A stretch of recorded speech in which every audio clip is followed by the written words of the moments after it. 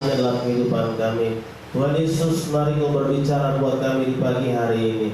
Biarlah hati kami seperti tanah yang subur, yang siap ditabur oleh kebenaran firman Tuhan. Dan urapi hamba-Mu untuk boleh menyampaikan setiap kebenaran di pagi hari ini. Di dalam nama Tuhan Yesus kami sudah berdoa dan mengucap syukur pada semua, katakan amin. Amin. Ya, shalom. Mari berikan senyum dulu buat kiri kanannya, katakan Tuhan memberkati.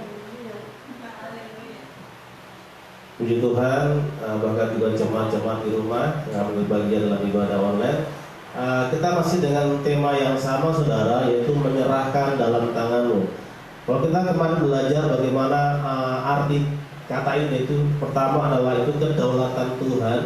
Yang kedua adalah Tuhan mau supaya kita itu siap sedia. Karena apa? Karena itu semua adalah pemberian Tuhan. Dan di pagi hari ini kita akan belajar dengan tema yang sama, lanjutan dari yang kemarin. Tapi sebelumnya kita buka terlebih dahulu dalam Matius pasal 25 ayat yang ke-14 sampai dengan ayat yang ke-16.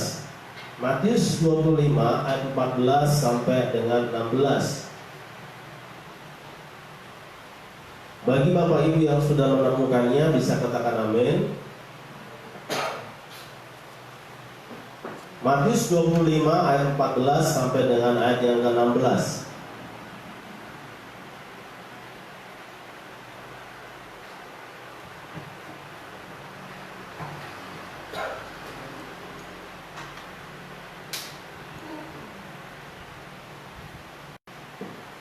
Ya, kita akan baca bersama-sama dalam hitungan yang ketiga.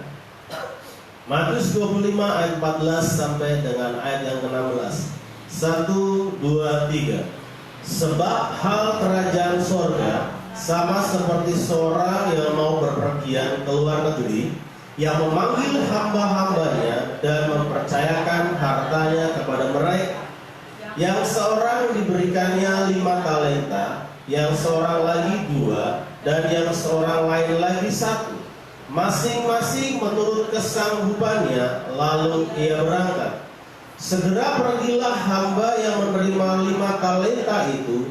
Ia menjalankan uang itu, lalu beroleh laba 5 talenta. Ya saudara, di pagi hari ini ada ketiga kebenaran penting yang akan kita belajar bersama-sama tentang tema menyerahkan dalam tangan-Mu. Saya pikir nats ini bukan nats yang asing, kita beberapa kali membahasnya, tapi kita juga akan melihat dari sisi yang lain tentang tema ini. Makna yang pertama yang adalah, saya akan lanjut, yaitu kepercayaan. Kalau kita perhatikan dalam ayat yang ke-14, saya akan lanjut, kita baca sama-sama sekali lagi ayat yang ke-14. Dikatakan di sana, sebab hal kerajaan sorga sama seperti seorang yang mau bepergian ke luar negeri, yang memanggil hamba-hambanya dan apa? Mempercayakan hartanya kepada mereka. Jadi hal yang pertama, makna menyerahkan dalam tangan-Mu itu adalah sebuah kepercayaan. Ketika Tuhan menyerahkan sesuatu kepada kita, itu sebuah kepercayaan. Dalam konteks ini kita melihat bagaimana 3 orang hamba ini diberikan sebuah kepercayaan. Masing-masing berbeda, ada yang 5 talenta, ada yang 2 talenta, bahkan ada yang 1 talenta. Ketika saya melihat dalam terjemahan lain dan terjemahan yang lama, saudara, itu lebih menarik lagi. Dikatakan demikian, lalu diserahkannya miliknya kepadanya. Artinya apa, saudara? Artinya ini sebuah kepercayaan yang luar biasa yang Tuhan berikan langsung kepada setiap kita. Dan sesuatu yang menjadi sebuah kepercayaan, saudara, itu harusnya dijaga. Nah, kalau lanjut, suatu kehormatan jika Tuhan yang adalah Tuhan yang memberikan langsung kepada hamba-hambanya. Saudara, ini sebuah kehormatan yang luar biasa. Karena apa? Karena ini diberikan langsung kepada hamba-hambanya, diberikan langsung kepada tangannya, diserahkanlah. Apa yang menjadi harta dari tuannya diserahkan kepada hamba-hambanya. Saudara, berbeda kalau orang yang menyerahkan itu orang biasa dengan orang yang menyerahkan adalah orang yang punya jabatan. Contohlah, sekarang kita perhatikan ada banyak orang yang menerima bantuan sembako. Ketika bantuan sembako diberikan oleh Pak RT, Meskipun jenisnya sama, barang yang sama, tapi berbeda. Ketika seandainya Pak Gubernur atau mungkin Pak Presiden secara langsung memanggil kita dan menyerahkan bantuan itu kepada kita, itu berbeda nilainya, saudara. Meskipun barang yang diberikan itu adalah sama, yaitu sembako, 9 bahan pokok dengan kriteria yang sama, dengan jumlah yang sama. Tetapi ketika berbeda orang yang memberikan, maka itu berbeda juga nilainya. Dan dengarlah baik-baik bahwa yang memberikan itu adalah Tuhan sendiri. Dia mempercayakan apa yang menjadi sesuatu yang begitu penting kepada kita, hamba-hambanya. Saya punya pengalaman, saudara, ketika saya diberikan sebuah kepercayaan, ketika saya sedang praktek di Sidoarjo. Saya tinggal sana sekitar 2 bulan lamanya. Kemudian ada misi kami yang mau pulang ke Amerika. Dia tinggal di Malang. Dia minta kepada saya untuk menjaga rumahnya selama 1 minggu. Oke lah, akhirnya saya dari Sidoarjo saya pergi ke Malang, saya jaga rumahnya selama 1 minggu. Dia memberikan pengertian bahwa ini yang boleh dipakai, ini yang harus dilakukan. Jadi semua saya dengarkan baik-baik. Selama Bapak ini pergi pulang ke Amerika, saya menjaga semuanya itu dengan baik. Karena apa? Karena saya tahu ini sebuah kepercayaan yang diberikan kepada saya untuk menjaganya. Jadi saya tidak boleh main-main. Saya harus merawatnya dengan baik. Saya membersihkan rumah itu cukup besar sudah rumahnya, dan beda membersihkan rumah orang Indonesia dengan rumah orang Barat. Agak berbeda, saudara. Kalau kita contohlah kamar mandi saja. Kita orang Indonesia sudah terbiasa dengan kamar mandi yang basah. Artinya air mengalir begitu saja, semua lantai basah. Tapi di orang Barat mereka menggunakan kamar mandi kering. Artinya semua harus kering, bahkan lantai pun harus kering. Saya pun juga harus membiasakannya, saudara. Karena apa? Karena ini sebuah kepercayaan yang diberikan.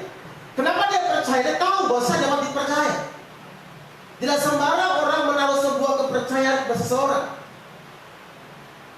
Apalagi yang berupa dengan harta, berupa dengan sesuatu yang luar biasa, tidak dengan segampang kita menyerahkan semuanya. Tentu ada alasannya kenapa kita percaya kepada orang itu, karena orang itu dapat dipertanggungjawabkan, karena orang itu jujur. Dan puji Tuhan, saya bisa menjaga segala kepercayaan yang diberikan kepada kita. Ketika saya masih bekerja di GPDI, ada teman saya orang Kalimantan, dia mempercayakan sepeda motor untuk saya jaga karena dia pulang kampung ke Kalimantan, dan saya disuruh menjaganya. Saya disuruh membersihkannya, saya disuruh kasih panas motor itu setiap hari. Kemudian saya bertanya kepada dia, bolehkah tidak saya pakai untuk kuliah? Daripada saya naik sepeda dari gereja ke kampus, bolehkah tidak kalau saya menggunakan motor yang saya jaga, yang kau titipkan kepada saya? Oh boleh. Saudara, ketika dia izinkan saya membawanya, tetapi saya sekali lagi harus menjaga barang itu dengan sebaik-baiknya. Ketika saya sampai di kampus, ya biasalah namanya di kampus, di asrama, teman-teman suka pinjam barang, saudara.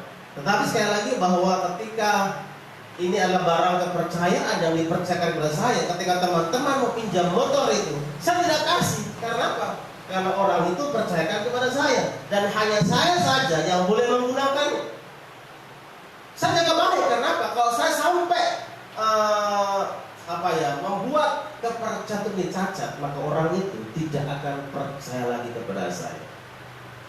Banyak sekali ataupun sering juga kita menyalahgunakan kepercayaan yang diberikan kepada kita. Tapi ketika Tuhan memberikan sesuatu kepada kita, itu artinya bahwa Tuhan percaya kepada kita. Amin. Maka jadilah orang-orang yang dapat dipercayai. Jangan menyalahgunakan setiap kepercayaan yang Tuhan berikan. Kakak lanjut. Kepercayaan harus dijaga sebagai bentuk penghormatan kita kepada Tuhan yang telah memberikan kepercayaan itu kepada kita. Saudara, kalau kita lihat dalam Matius pasal 7 ayat yang ke-6, itu digambarkan bahwa tentang sesuatu yang berharga dan sesuatu yang kudus. Ketika sesuatu yang berharga itu diberikan kepada babi, maka itu sebenarnya kita sedang membuatnya seperti sia-sia. Kenapa? Karena babi akan membuat mutiara itu menjadi tidak berharga. Dia akan menginjak-injak mutiara itu. Karena apa? Karena bagi babi, mutiara tidak berharga. Makanya jangan sampai seperti Tuhan sedang melemparkan mutiara kepada babi itu. Karena apa? Karena kita tidak menjaga kepercayaan. Kita tidak menjaga kehormatan yang dipercayakan kepada kita. Amin, saudara. Jadi marilah kita menjaga setiap kepercayaan yang Tuhan berikan kepada kita. Kalau sampai kita gagal menjaga kepercayaan itu, saya pikir Tuhan berpikir 2 kali untuk memberikan kepercayaan kepada kita. Manusia saja, kalau kita berikan kepercayaan, kemudian dia tidak menjaga kepercayaan itu, saya yakin maka dia tidak akan memberikan kepercayaan kali kedua. Itu manusia saja. Artinya apa? Jangan pernah main-main dengan sebuah kepercayaan, dengan sebuah kehormatan yang diberikan Tuhan kepada kita. Apa itu yang Tuhan berikan buat kita? Kalau kita melihat menjadi di pagi hari ini, talenta itu bisa berupa sebuah pekerjaan. Ketika Tuhan memberikan pekerjaan kepada kita, mari jagalah pekerjaan yang Tuhan percayakan kepada kita dengan sebaik-baiknya. Bagaimana cara menjaganya, saudara? Simpel, saudara. Ketika kita mengerjakan pekerjaan itu dengan baik, ketika kita punya etos kerja yang baik, ketika kita punya mutu pekerjaan yang baik, maka sebenarnya itu bagian daripada kita menjaga kepercayaan yang Tuhan berikan. Meskipun kita melihat teman-teman kita, rekan kerja kita, mereka kerja seenaknya saja, mereka kerja sembarangan saja, sekali lagi, bahwa kita tetap harus menjaga kepercayaan itu. Jangan kita terpengaruh dengan lingkungan kita, jangan ikut-ikutan. Kalau teman-teman kita mungkin masuk ya sembarang saja, tidak boleh. Kita harus mengikuti aturan yang ada. Kita harus datang tepat waktu. Kalau mungkin teman yang lain, kalau seandainya bos mereka tidak ada, mereka mungkin tidak bekerja dengan baik, jangan ikut-ikutan. Kita harus menjaga kepercayaan itu dengan cara apa? Meskipun tidak ada orang yang melihat kita bekerja, tapi kita harus bekerja dengan baik. Jaga baik-baik. Jangan sampai Tuhan itu kehilangan kepercayaan kepada kita. Kan banyak sekarang orang dikasih kepercayaan bekerja, tetapi dia menyalahgunakan kepercayaan itu. Bahkan dia menggunakan jabatannya untuk mengambil keuntungan sebanyak-banyaknya untuk dia. Padahal itu sebuah kepercayaan yang diberikan kepada dia. Talenta juga bisa berbicara mengenai skill. Ketika kau punya skill, kau punya karunia, kau punya keahlian, jagalah karunia itu, jagalah skill itu, jagalah talentamu itu dengan sebaik-baiknya. Janganlah kita menyalahgunakan setiap karunia yang Tuhan berikan untuk sesuatu yang salah. Tapi marilah kita menjaga untuk hormat dan kemuliaan nama Tuhan. Talenta bisa juga bicara mengenai keluarga kita. Ketika Tuhan mempercayakan engkau keluarga, engkau dipercayakan punya orang tua, punya bapak, punya mama, engkau dikaruniakan punya istri, punya suami, punya anak, jagalah itu baik-baik. Kalau kau seorang anak, kalau kau bisa berbuat sesuatu yang terbaik untuk orang tuamu, perbuatlah sekarang. Jangan tunggu nanti sudah di yang lahat baru kita menangis. Kan banyak seperti itu. Ketika masih hidup, anak-anak tidak bikin apa-apa. Ketika orang tua sudah mati, mulai mereka menangis. Aduh mama, kenapa kasih tinggal gitu? Aduh mama, dan lain sebagainya. Tetapi ketika dia masih hidup, jagalah baik-baik. Perbuatlah yang baik, saudara. Karena apa? Karena kita menjaga kepercayaan itu. Tidak semua orang memiliki orang tua. Ada yang mungkin sudah yatim piatu, ada yang bapaknya tidak ada yang mamanya tidak ada. Saudara, itu bukan hal yang mengenakan. Kalau kau masih punya orang tua yang lengkap, sayangilah mereka, jagalah mereka. Kalau kau punya uang, kasih makanan yang terbaik buat mereka, kasih sesuatu yang paling baik buat mereka. Karena apa? Itu bagian daripada kita menjaga kepercayaan keluarga yang Tuhan berikan. Kalau engkau ada seorang istri, engkau punya suami, jagalah suamimu dengan sebaik-baiknya. Dengan cara apa? Dengan cara memberikan yang terbaik sebagai seorang istri. Tadi pagi saya ganggu istri saya, renungan kami itu di hari ini di Amsal tentang seorang wanita yang diumpamakan sebagai seorang kapal saudagar yang menyediakan makanannya bagi keluarganya. Jadi pagi-pagi kami bangun, kemudian seperti biasa kalau pagi saya harus makan nasi, karena mungkin pengaruh orang Jawa kan dia harus makan nasi, tidak bisa makan kue atau roti, harus nasi. Jadi istri tanya, mau dibikinkan telur kan? Yuk, bikin sudah. Habis telur saya kaget, kok ada jahe, ada lagi mendidih gitu. Kok bikin jahe toh? Memang lagi mengamalkan firman Tuhan tadi pagi kan? Itu bagian daripada dia menjaga suaminya, saudara. Amin, saudara. Sebagai seorang suami juga harus menjaga istri kita dengan sebaik-baiknya. Jangan kita puji perempuan di luar karena mungkin pakai parfum yang bagus, pakai baju yang mahal, tapi di rumah kayak pakai daster saja. Kasihan sekali. Kita puji teman kita di kantor, kawan, kok cantik sekali, kok harum sekali. Sedangkan istri di rumah tidak pernah diperhatikan. Jangankan dibelikan parfum, dibelikan baju pun tidak pernah. Bagian dari menjaga istrimu, perlakukan dia sebaik mungkin. Saya belajar untuk menjaga istri saya dengan memperlakukan sebaik mungkin. Kalau dia ingin apa ya, saya bilang ya kalau memang kita ada uang ya pergilah beli.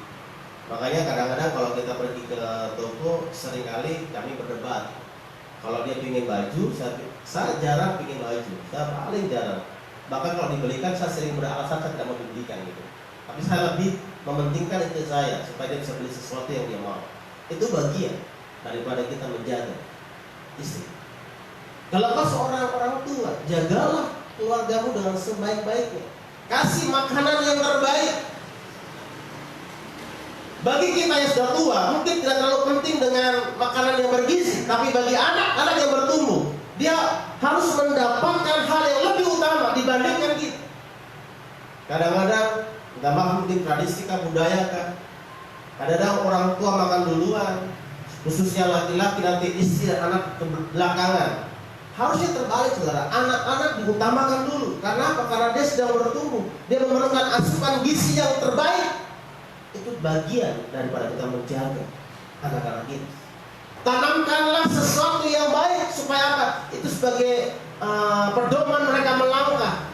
Apalagi di situasi yang sekarang banyak pergaulan yang sesat. Anak-anak harus punya pedoman dalam hidup mereka. Makanya orang tua harus memberikan sebuah teladan yang terbaik. Ketika engkau diberikan kesehatan, jagalah kesehatan itu dengan sebaik-baiknya. Bagian daripada kita menjaga kepercayaan yang Tuhan berikan. Saya kemarin senang dengan sebuah status teman pendeta kami dibilang begini, kita bebas melakukan apa saja, tetapi kita tidak bebas dengan konsekuensinya. Saudara bebas untuk makan, bebas, tidak ada yang melarang. Tapi saudara tidak bebas dengan konsekuensi yang diakibatkan dari apa yang kau lakukan. Tidak ada yang melarang kita makan apa. Kita punya uang, kita punya makanan, bebas. Tapi bagian daripada kita menjaga kepercayaan tubuh kita adalah baik Allah yang kudus. Harusnya kita juga menjaga kehidupan kita dengan baik. Amin. Jangan sembarangan hidup, baik secara jasmani maupun secara rohani. Harus jaga baik-baik. Karena apa? Karena itu kepercayaan yang Tuhan berikan. Karena di hari ini banyak orang yang mati karena menginginkan dia mati sendiri. Bukan karena waktunya sebenarnya, tapi karena dia ingin mati, dia makan sembarangan. Makanya belajarlah untuk menjaga diri kita sebaik mungkin. Ketika Tuhan percayakan sebuah pelayanan kepada saudara, jagalah itu dengan sebaik-baik.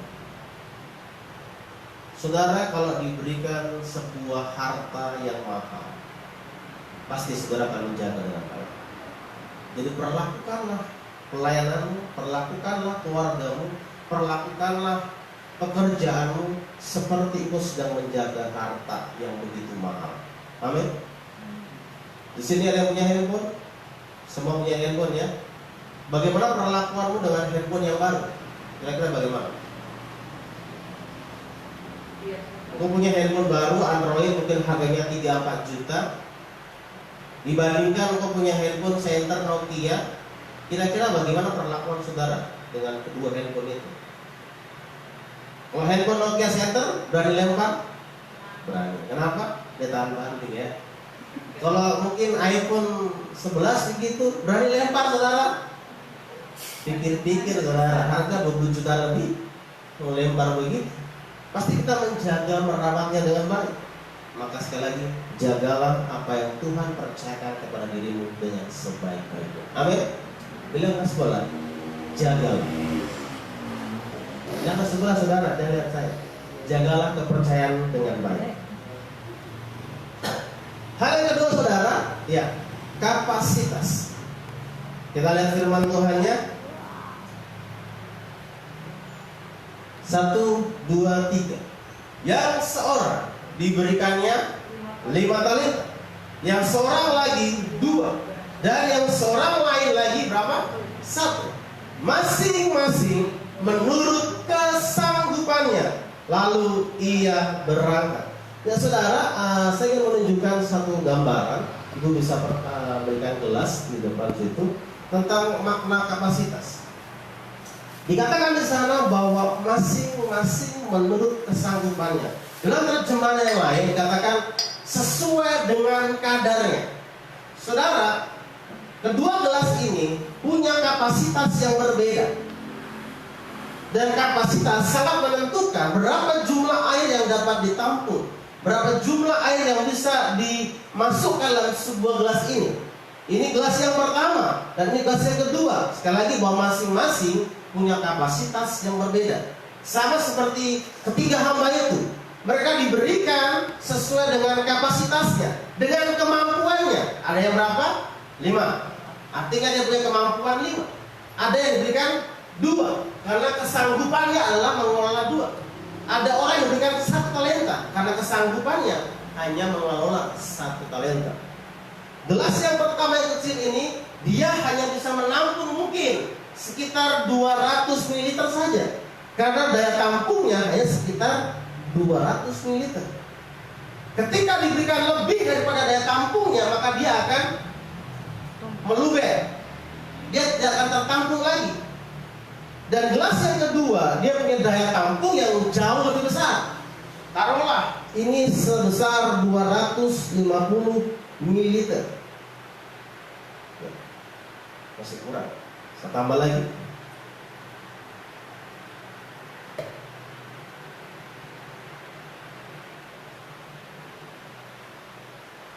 Saudara, sekali lagi bahwa ini masing-masing punya jumlah yang berbeda.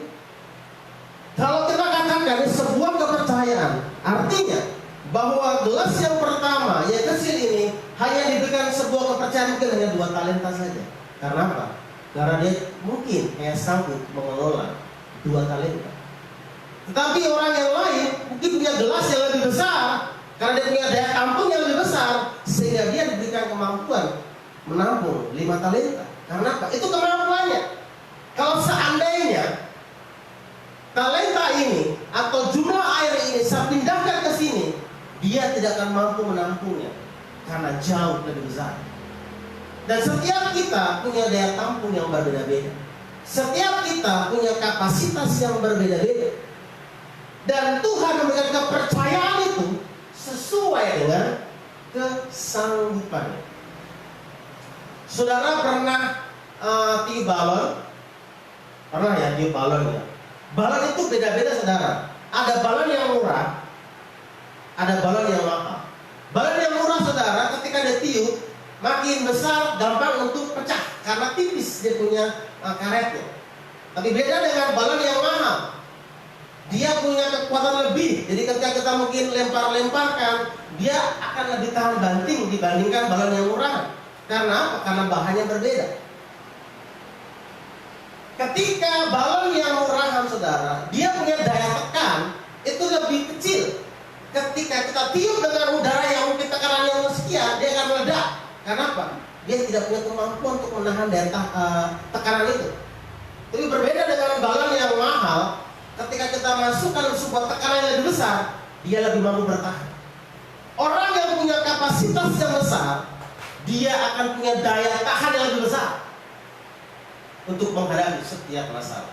Saudara, mengelola 5 talenta dengan 2 talenta tentu berbeda.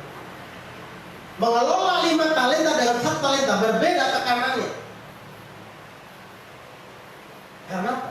Karena masing-masing diberikan sesuai dengan kesanggupannya. Kadang-kadang jujur kita sering mengeluh, sering menggerutu, atau sering komplain dengan Tuhan, kenapa sih dia kok bisa punya mobil, dia punya rumah, dia punya pekerjaan yang hebat, sedangkan saya kan ikut Tuhan bertahun-tahun lamanya, kok saya kok begini-begini aja.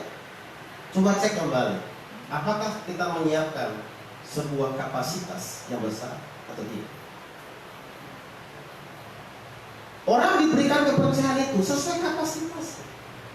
Tidak mungkin saudara, orang yang hanya punya kemampuan hanya memikul beban 2 kilo, dikasih beban 5 kilo. Itu hancur nanti. Saya sempat melihat dan membaca beberapa orang-orang yang memenangkan undian jackpot atau undian lotre di luar negeri, saudara. Itu hidupnya malah hancur. Mereka tidak biasa mendapatkan uang yang banyak, tiba-tiba sekaligus mendapatkan uang yang begitu banyak. Dan uang itu hanya mengubah hidup mereka, gaya hidup mereka, dan akhirnya mereka tidak bisa menggunakan uang itu dengan baik. Mereka foya-foya, judi lagi, dan akhirnya berakhir dengan sebuah kemiskinan. Karena mereka tidak biasa mengelola keuangan yang besar. Makanya Tuhan bilang, setia dengan perkara kecil, maka diberikan pada perkara yang besar. Orang latihan saja biasanya dengan beban yang kecil dulu. Kalau engkau sudah lama tidak berolahraga, tidak mungkin langsung dikasih porsi latihan yang berat. Pelan-pelan dulu. Supaya apa? Supaya otot-ototnya mulai meregang, supaya santai. Lama-kelamaan bebannya makin diberikan beban yang lebih besar. Kalau di hari ini engkau masih belum mendapatkan kepercayaan yang besar, sekali lagi, lihatlah. Kira-kira kita punya kapasitas seperti apa? Besarkah kecil? Kalau kecil, perbesarlah kapasitasnya. Jangan sampai ketika Tuhan kasih kita berkat yang melimpah, kita tidak mampu menjaganya karena kita memang tidak punya kapasitas untuk melakukan itu. Semakin tinggi bebannya, maka diperlukan kapasitas yang besar. Karena apa? Karena dia akan mendapatkan tekanan-tekanan yang jauh lebih besar. Saya baru mengalami, saudara. Waktu dulu saya dipercayakan membantu keuangan di gereja lokal, yang kami kelola hanya berapa juta saja. Tapi ketika naik level, Tuhan percayakan bagi bendara wilayah yang dikelola uangnya jauh lebih besar, dan tantangannya juga jauh lebih besar, dan godaannya pun jauh lebih besar. Karena apa? Karena semakin besar uang yang saya dapatkan. Istri saya berapa kali saya bawa uang ke rumah karena tidak sempat pergi ke bank. Saya bawa sekitar 50 juta lah waktu itu. Bukan uang saya, itu uangnya orang, uangnya wilayah. Ya bagi saya tenang-tenang aja simpan di rumah uang sebesar itu, karena saya sudah biasa pegang uang segitu. Meskipun itu bukan uang saya, tapi saya sudah biasa mengolah uang seperti itu, pegang di tangan itu hal yang biasa bagi saya. Bagi istri saya, dia ketakutan. Waduh, ini uang besar nih, bagaimana nanti? Bahkan kita naik motor saya sudah mulai gemetar karena uangnya besar. Karena apa? Karena tidak biasa dengan hal seperti itu. Karena apa? Setiap kapasitas punya tekanan yang berbeda. Setiap kapasitas punya daya tampung yang berbeda dan punya tantangan yang berbeda. Kata lain, Tuhan adalah Bapa yang baik, dan seorang Bapa tahu kapasitas dari anak-anaknya. Dalam masa pertumbuhan anak, maka setiap saat kapasitas menjadi lebih besar dan tanggung jawab juga semakin besar. Seorang Bapa yang baik, dan kita punya Bapa, itulah Bapa yang baik. Amin. Seorang Bapa yang baik tahu seberapa besar kemampuan anak-anaknya. Seorang Bapa yang baik tentu tahu seberapa besar anaknya mampu menanggung sebuah beban yang diberikan kepada dia. Tapi Bapa yang tidak baik tentu dia tidak tahu kapasitasnya. Tidak mungkin seorang anak kecil umur 5 tahun diberikan kepercayaan sama bapaknya. Nah, lo jaga toko ya nak.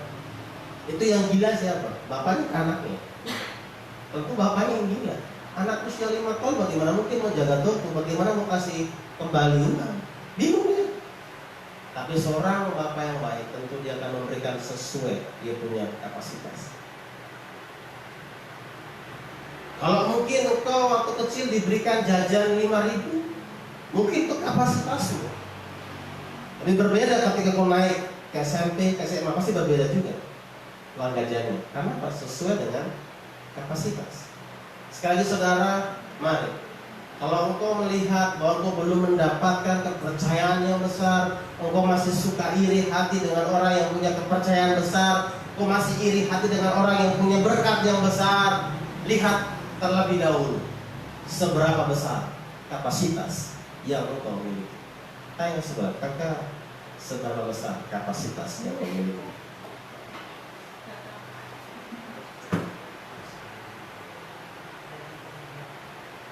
Itu hal yang kedua, saudara. Hal yang ketiga, apa makna menyerahkan di dalam tangan? Kita baca sama-sama di depan meskipun agak sedikit tidak kelihatan. 1, 2, 3. Pemeliharaan Tuhan. Coba perhatikan ayat yang ke-16 dan juga ayat yang ke-21. Kakak lanjut. Kita akan baca bersama-sama. 1, 2, 3. Segera pergilah hamba yang menerima 5 talenta itu. Ia menjalankan uang itu, lalu beroleh laba 5 talenta. Ayat yang ke-21. 1, 2, 3. Maka kata tuannya itu kepadanya, baik sekali perbuatanmu itu, hai hambaku yang baik dan setia. Engkau telah setia dalam perkara kecil, aku akan memberikan kepadamu tanggung jawab dalam perkara yang besar. Masuklah dan turutlah dalam kebahagiaan Tuhan. Kakak lanjut. Hal yang ketiga, makna menyerahkan ke dalam tanganmu adalah pemeliharaan Tuhan.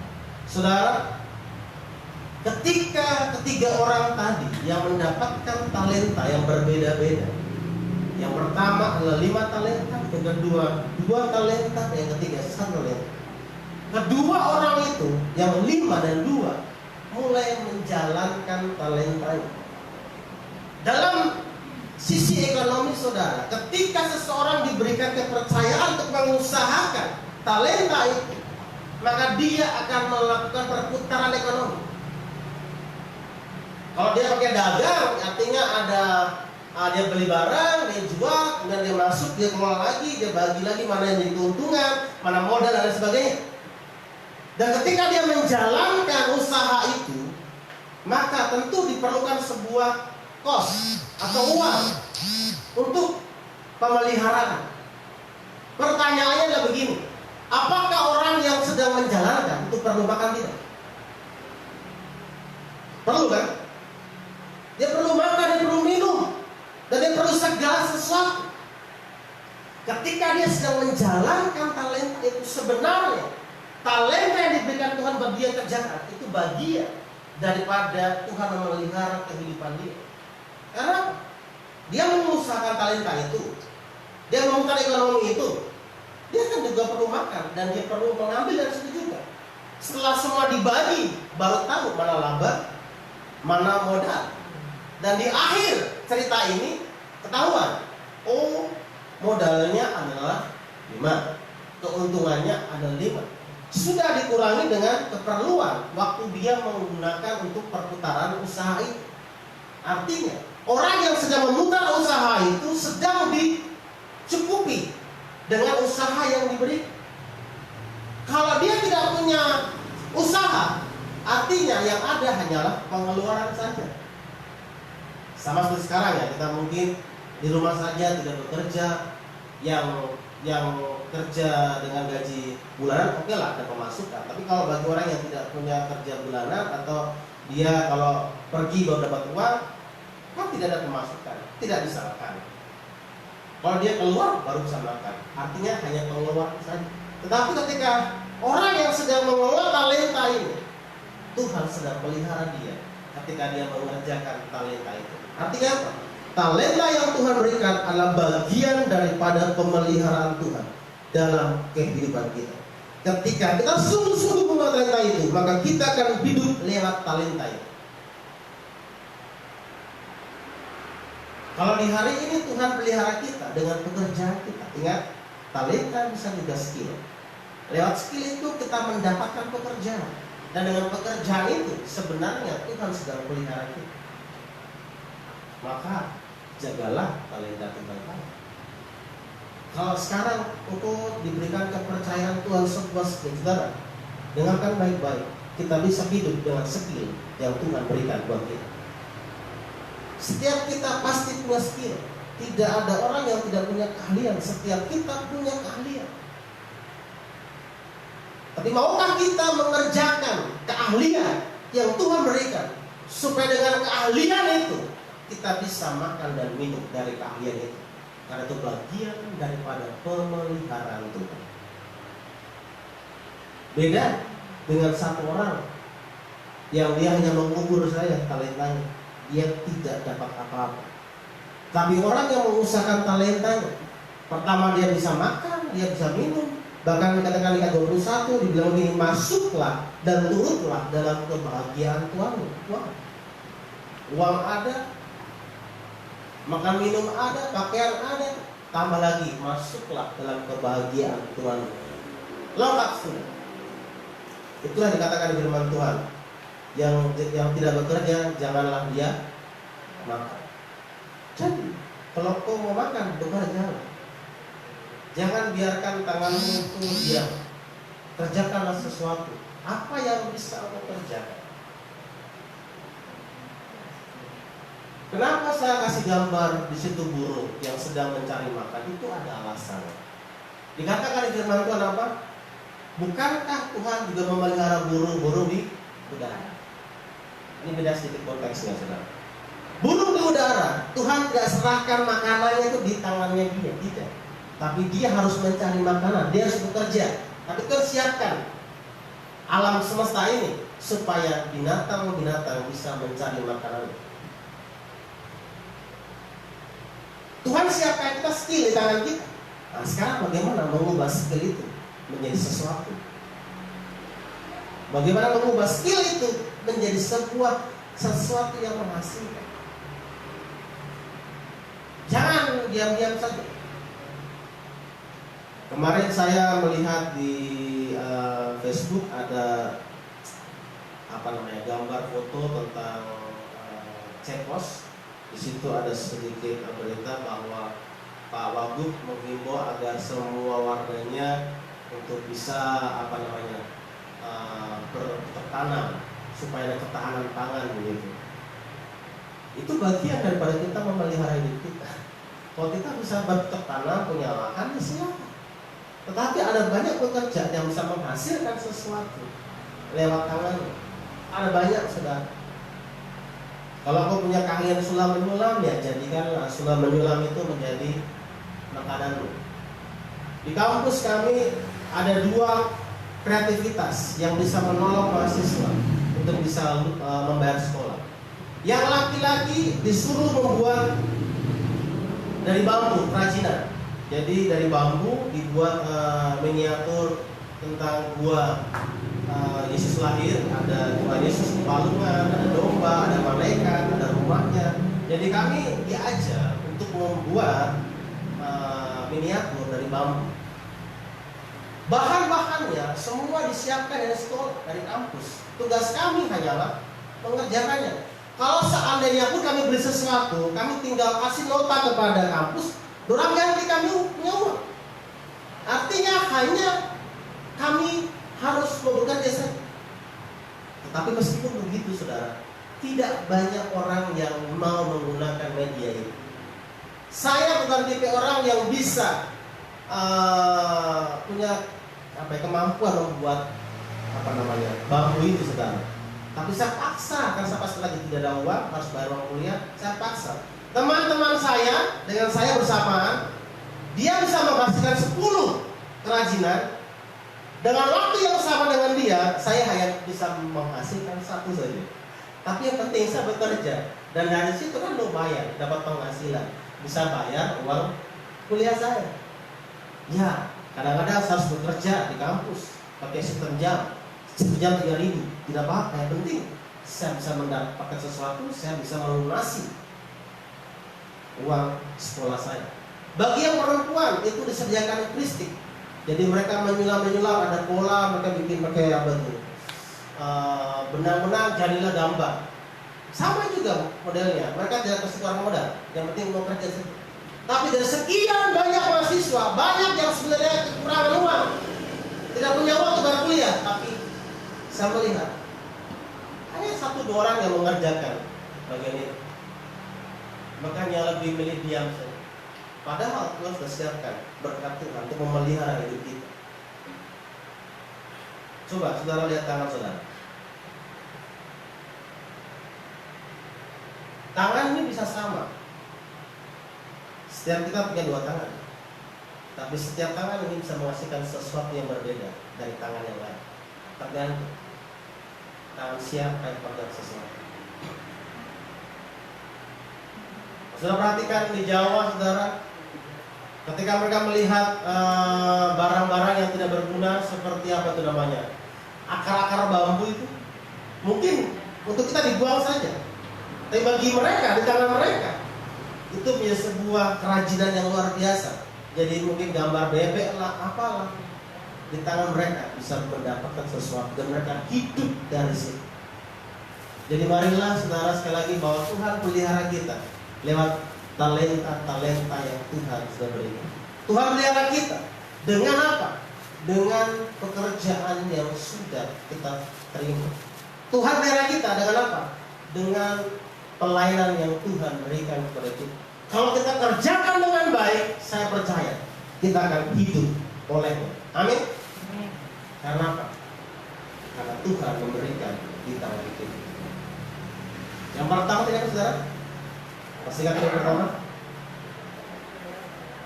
Yang pertama adalah kepercayaan. Yang kedua, kasih. Yang ketiga, pemeliharaan. Saya percaya ketika Tuhan memberikan sesuatu kepada kita di tangan kita, janganlah kita menyia-nyiakan setiap kepercayaan yang Tuhan berikan. Dan mari perbesar setiap kapasitas hidup kita. Kita berdoa.